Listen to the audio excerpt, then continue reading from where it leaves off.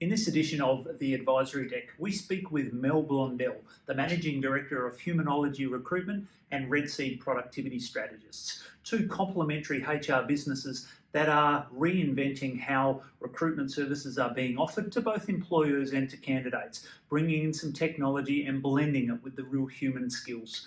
We think it's a fascinating conversation, looking at the evolution of a marketplace, how complementary businesses can work together, and how, as a leader of a business, you balance your focus and your priorities. We hope you find it really interesting and valuable.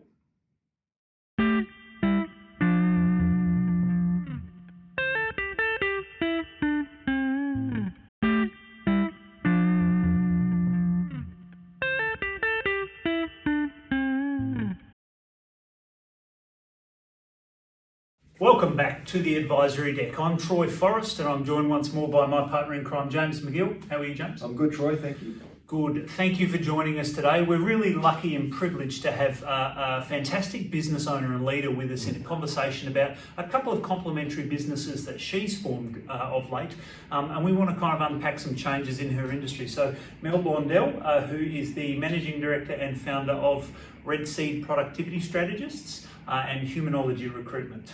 Welcome, Mel. Thanks for being on the deck. Thank you. Thanks for having me, Bo. You're more than welcome. So we thought it'd be really interesting to have a chat to you, Mel, because you're approaching recruitment in a slightly different way than maybe the traditional model of recruitment. And we wanted to kind of understand why you're making the decisions to take your business in that direction, what's happening in that kind of sector, and I suppose then how your other business, Red Seed Productivity Strategists, moves into work in step with that. So do you just want to explain Humanology for us, perhaps? Sure. So Humanology is quite different to your traditional recruiter. We've set it up to try and solve some of the problems that our clients were experiencing in the way that recruiters were assisting them. So it really came about by looking at the problems and trying to find a solution. So we're using lots of technology, lots of clever technology to come up with some innovative ways of managing some of the tougher bits. And I guess it grew out of my consulting business, where I was I still do spend a lot of time helping organisations with people issues. And right from the start, it's clear that often people just aren't the right fit for the organisation. And by putting some things in place up at the front, when you're looking at appointing people, you can actually take away a lot of that other distracting, time-consuming stuff. So we look at, we use psychometrics quite heavily in our recruitment process, and we do that right up front with our candidates. We get them to all complete psychometric assessment so that it can be used as a shortlisting tool rather than at the end of the process. We also use AI technology to do some telephone interviewing and uncover some leadership qualities in certain roles. We have a really clever algorithm that checks references online across the internet, so we can pick up when sometimes reference checks aren't exactly what they appear to be. So it's bringing together a whole range of different technology solutions that means that we can gather lots and lots of information for organisations to make decisions with, but do it really quickly as well. Yeah, okay.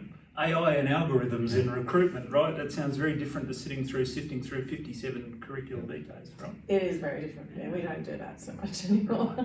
Okay. Yeah. I'm interested in, you mentioned you've evolved or taking your business in this direction to better deal with some of the problems that the old model of recruitment kind of had. Well, what is it specifically that the old way of doing things just is no longer able to address, or you've decided there's just a better way to do this? What's the problem you're solving here? There's a couple of key ones. I think right up front, time.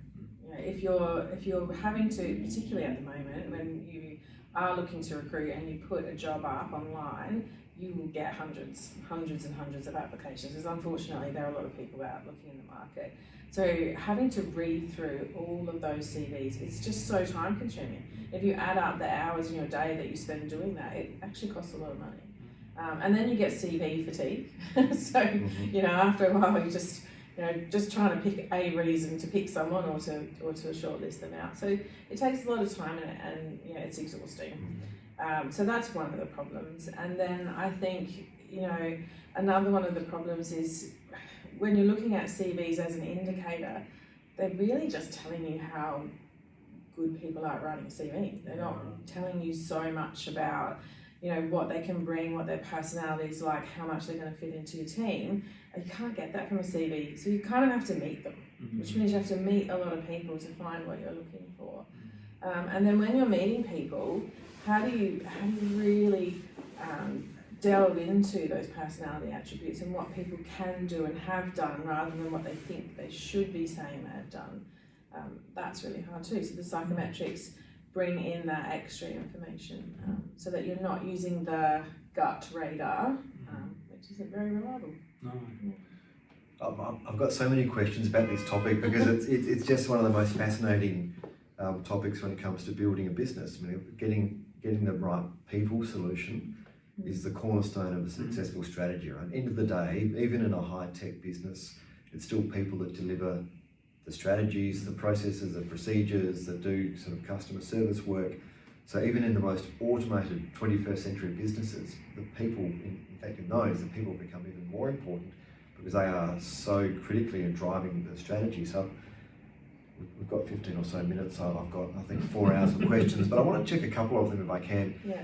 Recruitment has traditionally been, I think we were alluding to before, very much about sitting across the desk, talking, having a conversation, doing the CV checks, but then you get to the people conversation. It's a people business. You're talking about using a lot of technology up front to get those 300 applications down to 10 or 5 or whatever it might be.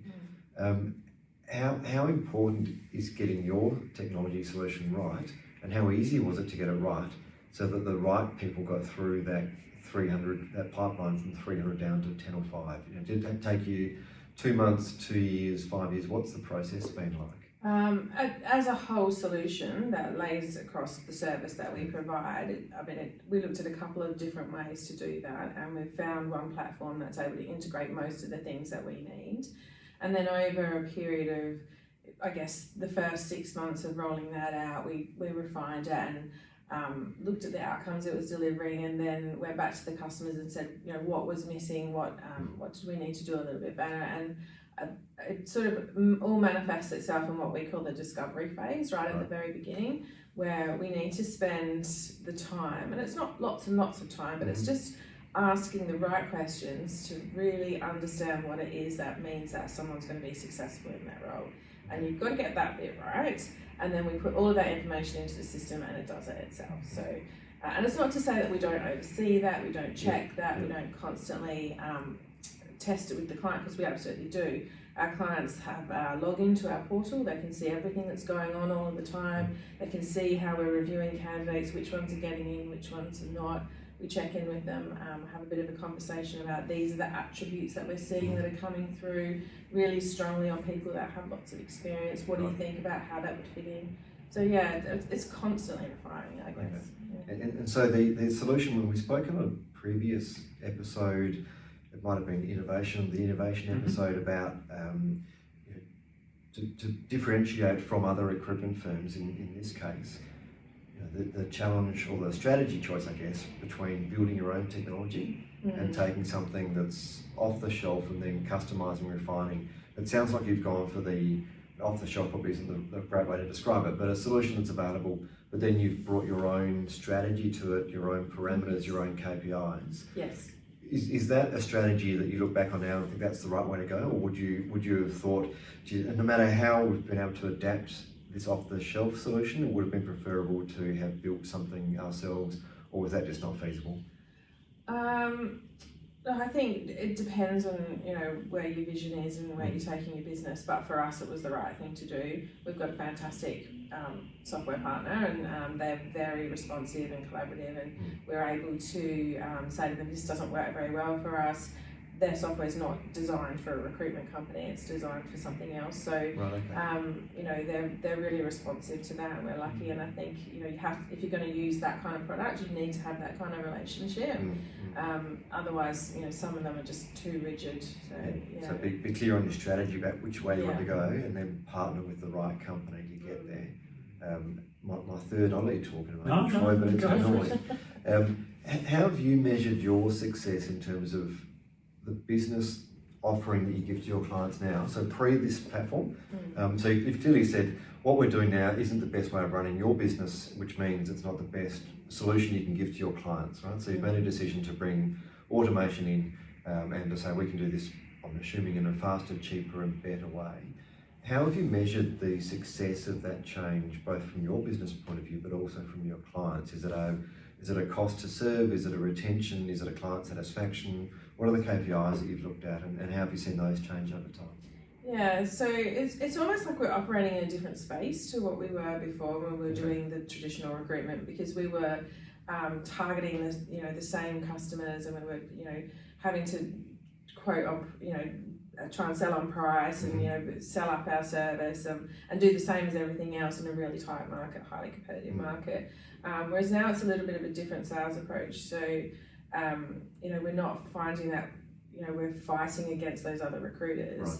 And I guess in terms of KPIs, we measure satisfaction from candidates and clients. So every single candidate gets to tell us how they feel about what it was like working with us, whether they were successful in the role or not. So we keep a really close eye on that experience from both sides, and we're just making sure that both the clients and the candidates come away saying, that was a good experience. I felt respected. I felt communicated with. I knew what was going on.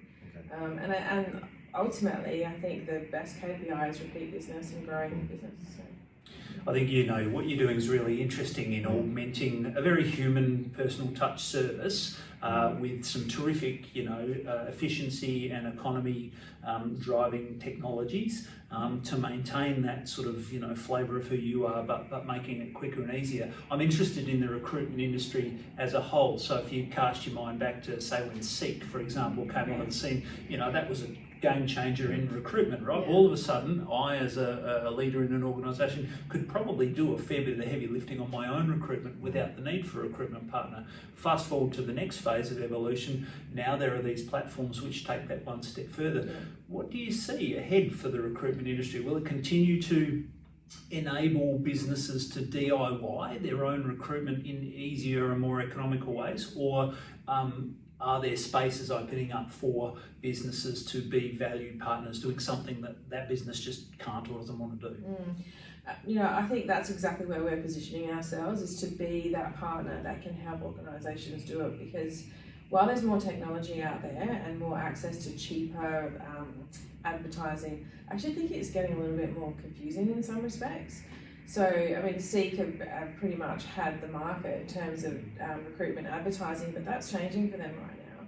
Google Jobs is about to land here in Australia. We don't know when, but it's coming soon. That is going to change the face of everything.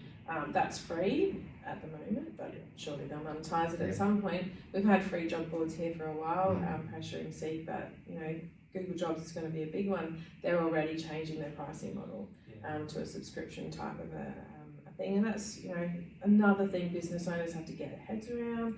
If I put it on Seek, well, that's fine, but it's not necessarily going to be out in the free job boards. How do I get it on Google Jobs?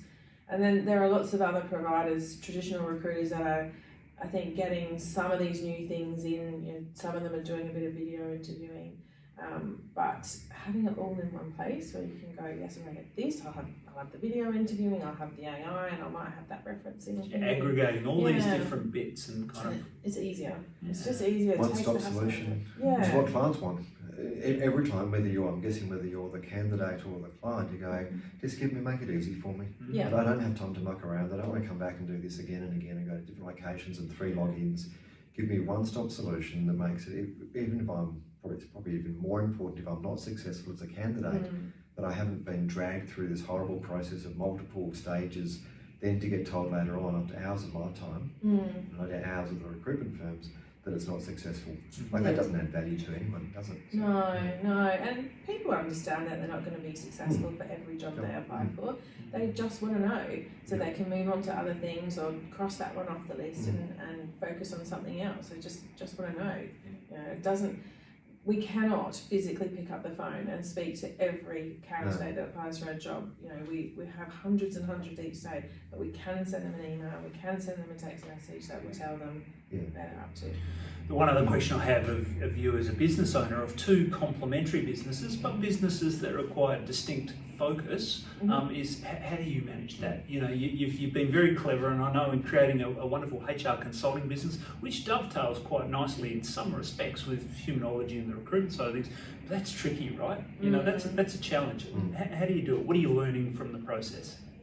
It is hard. I think I'm in a really fortunate situation at the moment where I have a fantastic team that work for me, mostly in the Humanology business. So I can focus my efforts on really promoting that business, but they do all of the awesome, amazing work behind the scenes, and their customer focus is second to none. So I know that they deliver, and my clients are telling me all the time that they do. So I feel comfortable and confident leaving that part of it with them and just checking in. So and then that leaves me to focus on the consulting side of things.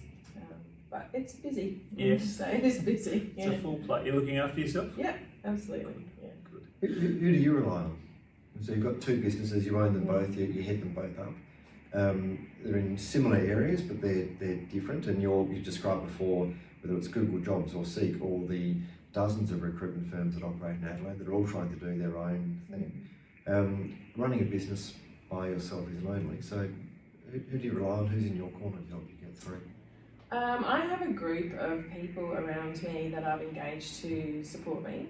I wouldn't say it's at the level of advisory board at the moment, but that's certainly somewhere I would go with it.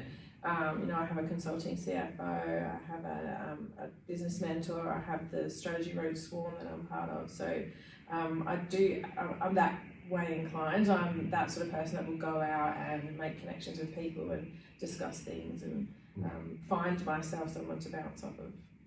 We're talking specifically about recruitment and HR services, but from the conversations we've had on this deck previously, Mel, you know, the concept of, you know, where a client could DIY something for themselves, how are we adding value with a do-it-for-me service, how do we bring a couple of complementary businesses in, how do we make it easier for clients as well? The themes are the same, right?